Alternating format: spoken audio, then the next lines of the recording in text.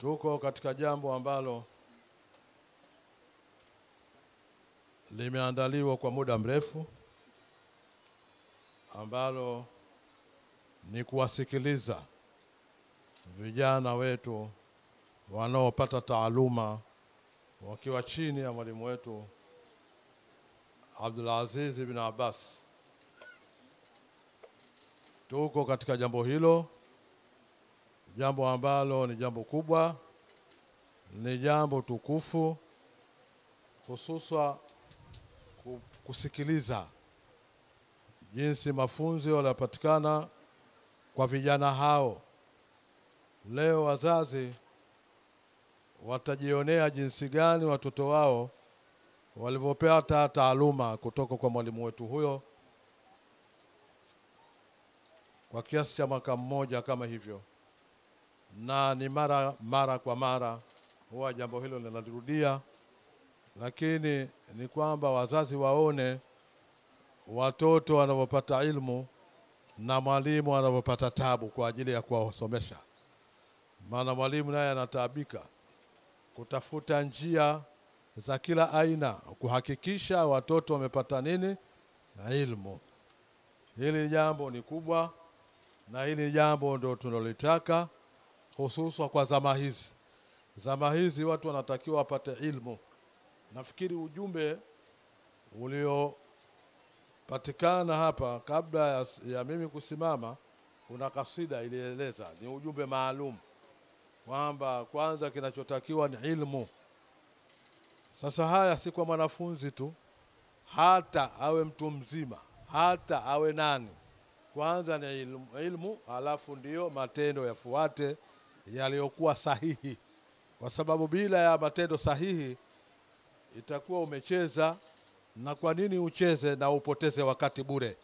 Wakati kumbe unaweza ukatumia vizuri wakati wako kwa kusoma ilmu, baada ya hapo ukayafanya yale unayotaka ili yawe sahihi. Ndio lengo kubwa sana. Kwa hiyo hapa tuko hapa kwa sababu hiyo, kuja kuwaona wanafunzi jinsi gani wanavyoelimishwa na wanavyopata ilmu, ili wazazi waweze kuchangamka na hilo na wapate kuona kwamba mwalimu anafanya kazi vizuri. Hii ndio namna tunavyotaka sisi. Mwanafunzi baada ya mwaka mmoja miwili tuone masomo yake yanamwelekeza nini. Tunajua kwamba hapo mwalimu anafanya kazi, na ndio hilo tunalotaka sisi. Maana wakati huu si wa kuchezea, ni wakati wa ilmu ipatikane, ili hata akiwa watu wazima wanajua kuyafanya yale mambo wanayotakiwa kuyafanya, kisha wanayafanya kwa njia sahihi, sio alimradi kufanya tu. Leo kuna watu wanafanya tu alimradi. Haitakiwi. Mtu anamtazama mtu anavyorukuu, anavyofanyaje, anavyotingisha midomo, na yeye atingisha mdomo, lakini hajui ni kitu gani kinachofanya. Ana act, halafu anasema mimi naswali. Utaswali nini? Kwanza lazima usome, ujue swala zako utaswali vipi. Na kwa bahati nzuri viko vitabu ambavyo vimepangiliwa vizuri tu, habari ya udhu kwanza unaopataje, baada ya hapo swala yako itakuwaje. Hivi ndio namna yake. Haya ndio tunatakiwa tuyasome kwanza. Na imani kwamba vijana wote walioko hapa hayo wameyapitia. Kwa hiyo tuna imani kwamba wanachokifanya kama ni swala kwa wao ni sahihi, kwa sababu wameisoma kuanzia udhu wake. Udhu unakwenda vipi mpaka anamaliza, analeta adhana ikama, mpaka anasimama kuswali, na anaweza kuleta nia ya kumswalisha mtu na nia ya kuswali yeye mwenyewe, na kuna nia ya kufuata. Yote hizo ndio natakiwa katika swala. Hayo ni muhimu sana. Huwezi ikawa wewe huyajui hayo. Kama huyajui hayo, hakuna uwezo ukaswali. Lakini mpaka ujue, mimi sasa ni wakati wangu namfuata imam, mtanuiaje? Na ni wakati wangu niko peke yangu, mtanuiaje? Ni wakati wangu sasa mimi nafuatwa. Kuna watu nyuma huku, mimi ni imamu, wananifuata. Je, mtanuiaje na wao watanuiaje? Hayo ndio mambo muhimu ambayo ukiyafanya swala yako itakuwa sahihi, Ndio maana tunasema elimu kwanza, halafu matendo. Matendo ni hayo. Kuswali ni matendo, yanahitaji elimu kwanza. Udhu ni matendo, yanahitaji elimu kwanza. Kufunga ni matendo, yanahitaji elimu kwanza. Ujue namna gani saumu yangu itaswihi, lakini sio unajifungia tu. Umeelewa? Kwa hiyo hii ndio maana ya ujumbe huu mkubwa ambao ni muhimu sana, na kuwahimiza wazazi hili jambo si la kuacha. Madhali una mwanao au hata wewe mwenyewe, usirudi nyuma endapo kuna baadhi ya matendo huyajui. Lazima upitie kwenye ilmu kwanza, ili halafu baadaye ufanye matendo sahihi. Mwenyezi Mungu hataki kupokea ibada ambazo hazijulikani. Hapendi namna hiyo. Lazima unachokifanya kiwe sahihi. Na hayo wala si mageni kwamba labda tunazungumza sisi tu. Hata katika masuala yetu ya kijamii au ya kidunia, huwezi ukaajiriwa mahala popote kama wewe lile utakaloajiriwa nalo hulijui. Labda kulima peke yake. Kulima hakuna mafunzo mengi. Kulima hakuna mafunzo mengi. Labda huko ndio unaweza ukaingia porini ukafyeka, wala hakuna mafunzo makubwa kwamba ufanye hivi. Lakini kama ni swala la ukarani, swala la udhibiti, swala waajiriwa ofisini, lazima kwanza ilmu. Bila hivyo haiwezekani. Kwa hiyo kwa nini sasa katika mambo ya ibada za Mungu iwe mtu unafanya bila ya ilmu? Haiwezekani. Na itakuwa unacheza. Kwa nini ucheze upoteze muda? Kwa hiyo ndio maana kusoma kwanza, ili wewe unapofanya matendo yako ule muda haupotei, unaofanyia kazi na unalipwa. Kwa hiyo kinachohitajika ni kulipwa, kama vile ambavyo unafanya kazi kwa mzindi, kwa nini, ukarani. Ukimaliza kazi yao kama wamefanya vizuri, wale wanakulipa. Hao hawakulipi. Wanakulipa kwa sababu wataona kazi yao umefanya vizuri. Wanakuambia basi njoo chukue mshahara wako huu, kwa sababu unafanya vizuri, baada ya kwamba ulikuwa na taaluma inayokuelekeza kulifanya jambo la watu vizuri. Basi na hata katika ibada za Mungu lazima iwe hivyo. Haiwezekani wewe unakurupuka tu uko hapo basi Allahu Akbar. Allahu Akbar, hii itakuwa nini kama haikutangulia elimu? Haina maana yote hiyo. Kwa hiyo lazima ilmu kwanza, halafu ndio matendo mengine yatakuwa sahihi. Ndio maana ya ujumbe wa kasida hii tumetanguliza hapa, ili iwe ndio mawaidha yetu, kwa kutokana na hali ilivyo hapa. Ni wanafunzi na wazazi na walimu ndio waliopo hapa.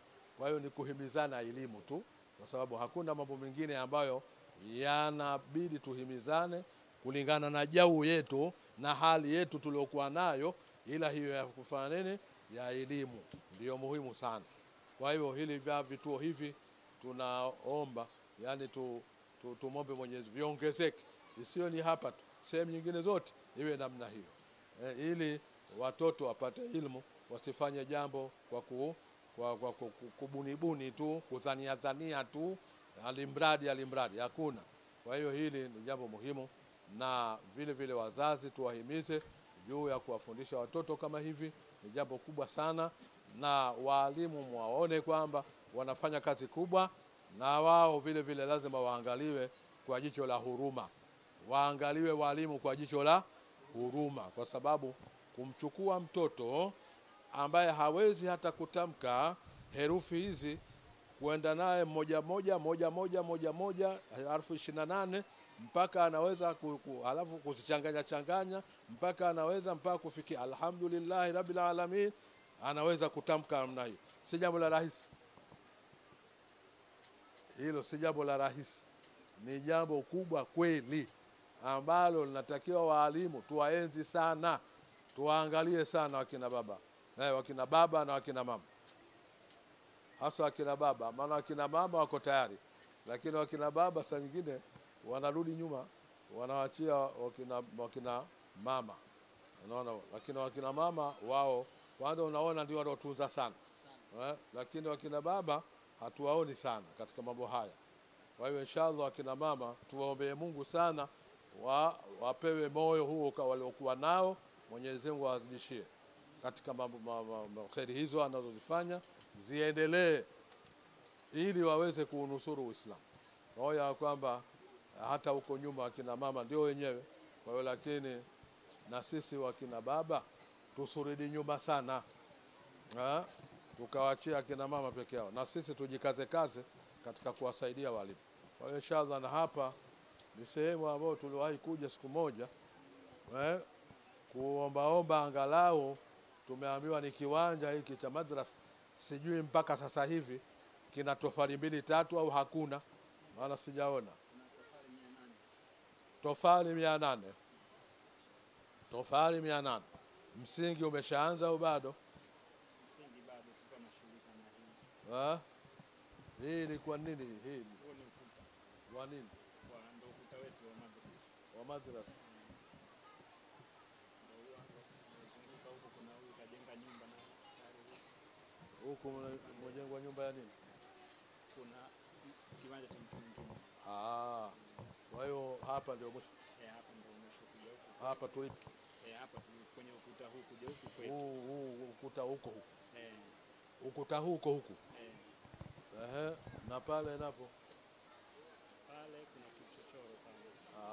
Tunaweka kichochoro cha watu kupita njia. Basi shamba. Basi nafikiri hili ndio la kufanya, tufanye harambee ili madrasa hii ijengwe, watu wapate mahala pa kusomea. Sasa hivi mnasomea wapi? Sasa hivi kunasomewa wapi? Sasa msikiti nyumba ya kuswalia, kufanya ibada, si nyumba ya kuweka watu kama hawa. Ile ni sehemu ya kufanya ibada. Kwa hiyo hili jambo lifanywe bidii, wakina wazazi wapo, wakina baba wapo, wafanye bidii. Tofali 1, 2, 10, matofali 10 hayashindikani hayo. 10 kila mwezi tukileta 10 tunaweza kuendeleza hili jambo. Kila mwezi tujiwekee tu, kila mwezi tunaweka orodha, tunahesabu moja, tuko watu 10 au watu 100. Watu 100 matofali 10 ni matofali mangapi? Ni mengi Kila mtu mmoja tofali 10, watu 100 ni matofali mangapi? 1000. Tayari anaendesha jambo. Kwa hiyo tujiwekeeni utaratibu huo ili watoto wapate sehemu ya kusomea, ambayo hiyo hata wakichafua hakuna neno. Lakini msikitini kule ni sehemu inatakiwa nadhifu, iwe safi, kwa sababu ni msikiti ni sehemu ya kufanya ibada zile tunazosomea huku, halafu kule tukafanya ibada. Kwa hiyo kunahitajiwa usafi.